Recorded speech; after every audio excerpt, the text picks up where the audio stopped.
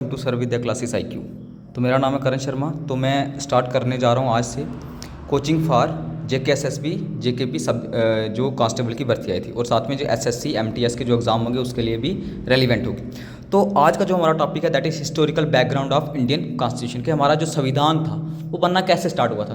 तो कहा जाता है कि जैसे जैसे हिस्ट्री खत्म होती है वैसे वैसे आपको क्या पढ़ना पड़ता है, पॉलिटी। तो जहाँ पर हिस्ट्री खत्म होती है वहाँ पर आपको पॉलिटी पढ़नी पड़ती है। पॉलिटी के आपको दो फेसेस पढ़ने पड़ते हैं, एक जो ब्रिटिश इरा का फेस है वो पढ़ना पड़ता है और साथ में आपको इंडियन इरा का फेस आपको पढ़ना पड़ता है। तो सबसे पहले अगर मैं बात करूँ तो 1600 AD में ईस्ट इंडिया कंपनी की एस्टेब्लिशमेंट हुई थी और 1616 में इंडिया में पहली बार उन्होंने क्या की थी, अपनी कंपनी सेटअप की थी। तो वहाँ से शुरुआत होती है किसकी, that is east India company की, कहाँ पर, इंडिया में। और वहाँ से स्टार्ट होती है हमारी हिस्ट्री का बनना।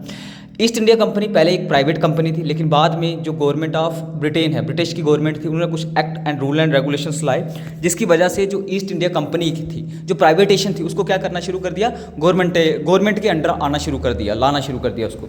तो ये कुछ फैक्ट हैं जो हमें पॉलिटी पढ़ने से पहले जो हमें हिस्टोरिकल बैकग्राउंड पता होना चाहिए। तो बात करूँ अगर मैं हिस्टोरिकल डेवलपमेंट की टू द कॉन्स्टिट्यूशन, तो पहला है the rule of British east India company, एक पार्ट, और दूसरा है the rule of British crown.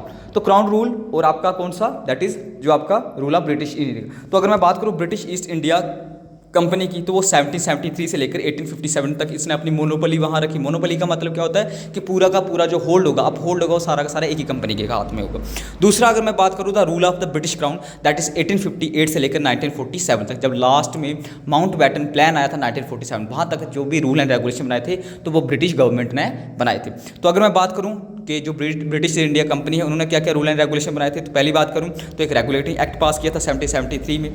फिर अब एक्चुअली एक्ट क्या होता है, देखो एक्ट और आपका बिल दोनों में फ़र्क होता है। एक्ट कब बनता है, जब वो पार्लियामेंट से पास हो जाता है। जब उसके ऊपर किसकी असेंट लग जाती है, कब कौन साइन कर देता है, प्रेसिडेंट। जब प्रेसिडेंट साइन कर देता है तो वो बिल जो है वो किस में कन्वर्ट हो जाता है, आपका एक्ट में कन्वर्ट हो जाता है। तो इस पूरे टॉपिक को हम डिटेल में पढ़ेंगे।